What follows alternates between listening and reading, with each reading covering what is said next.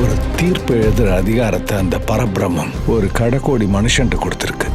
சசிகுமார் அவர்களோட மயிலாடு அப்படிங்கிற படம், அதாவது டூரிஸ்ட் ஃபேமிலி அப்படிங்கிறது ஒரு மிகப்பெரிய பிளாக் பஸ்டர். அதுக்கு அடுத்தது அவருக்கு வரக்கூடிய படம் இந்த மயிலாடு. இந்த படத்துக்கு எப்படிப்பட்ட ஓப்பனிங் இருக்குது அப்படிங்கிறத நம்ம பார்ப்போம். இது இல்லாமல் பூக்கி அப்படிங்கிற படம், இன்னும் சில தமிழ் படங்கள் இந்த வாரமே ரிலீஸ் ஆகிருக்கு. போன வாரம் வந்த வித் லவ் சரியான கலெக்ஷன் இதுவரையும் தொடர்ந்து எடுத்துகிட்டு இருக்கு. நேற்றுமே அப்படிப்பட்ட பர்ஃபார்மன்ஸ் தான். இது இல்லாமல் இன்னும் சில படங்கள், அதெல்லாம் என்னென்ன படங்கிறத வீடியோக்களை பார்க்கலாம். நேற்று வீடியோவில் நான் ஒரு ஃப்ரேம் ஒன்று வச்சுருந்தேன், ஸ்க்ரீனில் காட்டுறேன் பாருங்கள். இதுதான் அந்த ஃப்ரேம். நிறைய பேர் வான்மதி அப்படின்னு சொல்லியிருந்தீங்க. ஆக்சுவலாக வான்மதி கிடையாது. இந்த படம் பவித்ரா. பவித்ரா படத்தில் இருந்து செவ்வானம் சின்ன பெண் சூடும் அப்படிங்கிற பாட்டு, சூப்பர் பாட்டு. அதை கரெக்டாக கெஸ் பண்ண முதல் 5 பேர் மிஸ்டர் மணிவண்ணன், மன்னடி ஸ்டார், முகமது அப்துல் ஃபாசில், அப்புறம் லோகநாதன் லோகு, வெங்கடேசன், விஜய் ராகவன். இந்த 5 பேர் தான் முதல்ல கரெக்டாக கெஸ் பண்ணியிருக்காங்க. இன்றைக்கி ஒரு ஃப்ரேம் ஒன்று வச்சுருக்கேன். அது என்ன ஃப்ரேம், என்ன படம் அப்படிங்கிறத கெஸ் பண்ணுங்கள், கமெண்ட்டில் போடுங்க. பயங்கர பிளாக் பஸ்டரான ஒரு படம். பாருங்கள் எத்தனை பேர் கண்டுபிடிக்கிறீங்கன்னு பார்ப்போம்.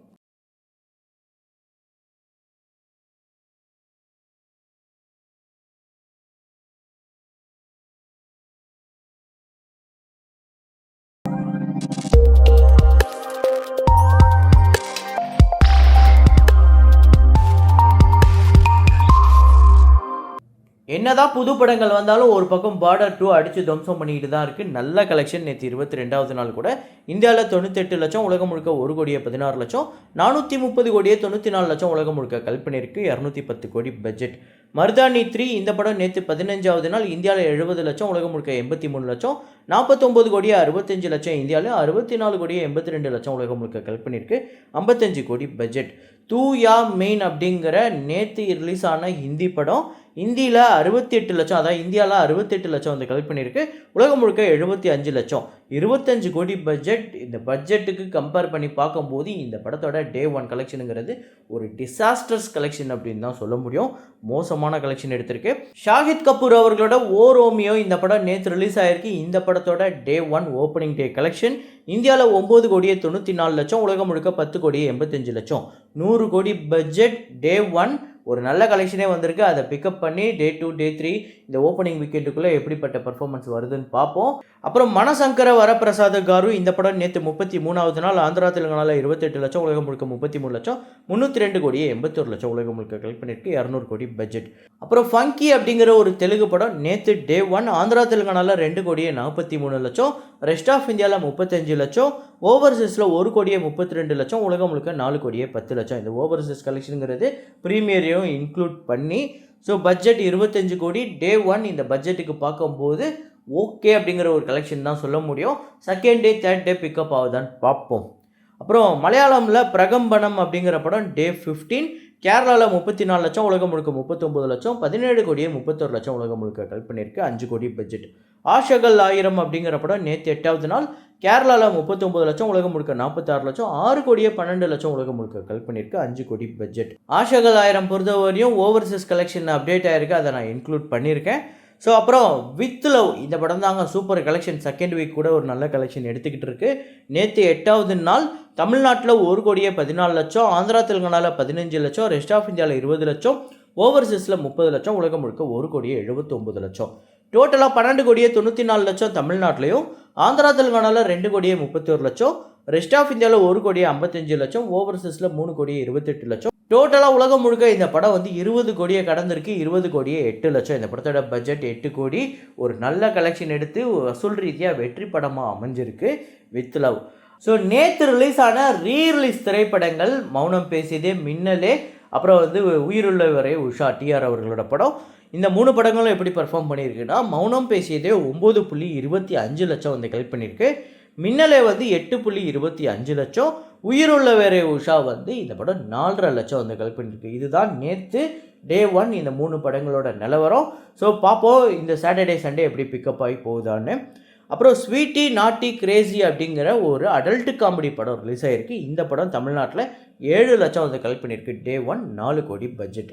அப்புறம் ஆண்ட்ரியா அவர்களோட த ஃபாரஸ்ட் அப்படிங்கிற படம் நேற்று டே 1 தமிழ்நாட்டில் 5 லட்சம். இந்த படத்தோட பட்ஜெட் 6.5 கோடி. இந்த படம் பெரிய இழுபறிக்கு அப்புறம் தான் ரிலீஸ் ஆச்சு.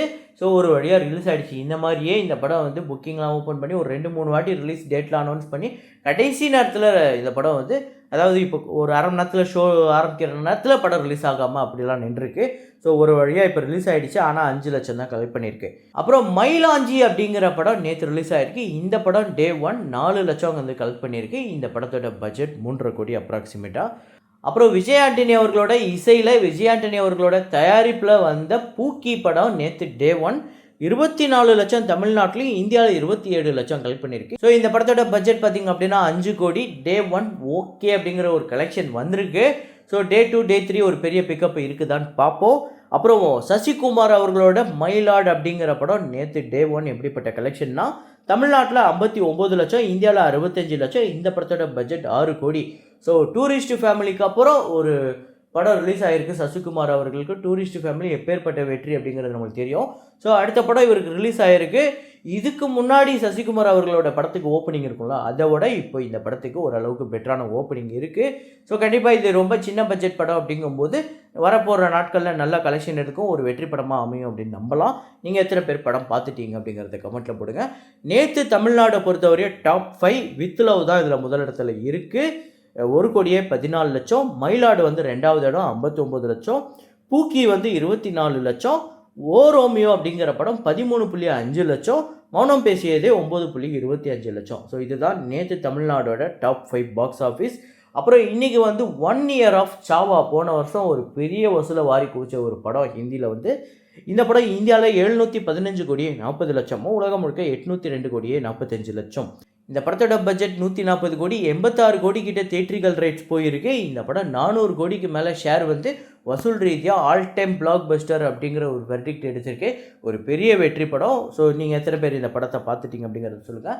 அப்புறம் 6 இயர்ஸ் ஆஃப் ஓ மை கடவுளே, அஸ்வந்த் மாரிமுத்து அவர்களோட இயக்கத்தில் வந்த முதல் படம்.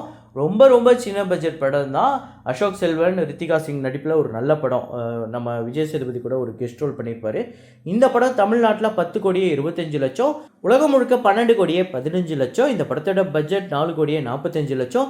தியேட்ரிக்கல் ரைட்ஸு கிட்டத்தட்ட 5 கோடியே 20 லட்சம் கிட்ட போயிருக்கு. 6 கோடியே 65 லட்சம் ஷேராக வந்திருக்கு. வசூல் ரீதியாக ஒரு வெற்றி படமாக அமைஞ்சிருக்கு. ஆனால் இந்த படம் வந்த சூழல் அப்படிங்கிறது எப்பேற்பட்ட சூழல் அப்படிங்கிறது உங்களுக்கே தெரியும். அதாவது ஜனவரி மாதம் ரிலீஸ் ஆயிருந்தால் கூட கொஞ்சம் ஓரளவுக்கு இந்த படம் ஒரு லாங் டேஸ் போயிருக்கும். ஆனால் இந்த படம் கோவிட் டைமில் பிப்ரவரி மாதம், அதுவும் 14ஆம் தேதி ரிலீஸ் ஆகிருக்கு. கிட்டத்தட்ட இந்த படத்துக்கு கிடைச்சது ரொம்ப ரொம்ப கம்மியான டைம். அதுவும் இல்லாமல் அந்த பிப்ரவரி டைம்லேயே நிறைய பேர் தியேட்டருக்கு போகிறதெல்லாம் ஸ்டாப் பண்ணிட்டாங்க. ஸோ அந்த மாதிரி ஒரு இக்கட்டான சூழ்நிலையில் இந்த படம் வெற்றி படமாக அமைஞ்சிருக்கிறது பெரிய விஷயம். ஒருவேளை இது அந்த மாதிரி கோவிட் டைமில் இல்லாமல் ரிலீஸ் ஆயிருந்துச்சுன்னா கண்டிப்பாக ஒரு பெரிய வசூலை எடுத்துருக்கும். இந்த படம் அவங்க எத்தனை பேருக்கு ஃபேவரட் அப்படிங்கிறத கமெண்ட்டில் போடுங்க. இதே மாதிரி ஒரு வீடியோவில் இதே மாதிரி கலெக்ஷன் ரிப்போர்ட்டில் மீண்டும் நான் உங்களை சந்திக்கிறேன். Signing off Rahman.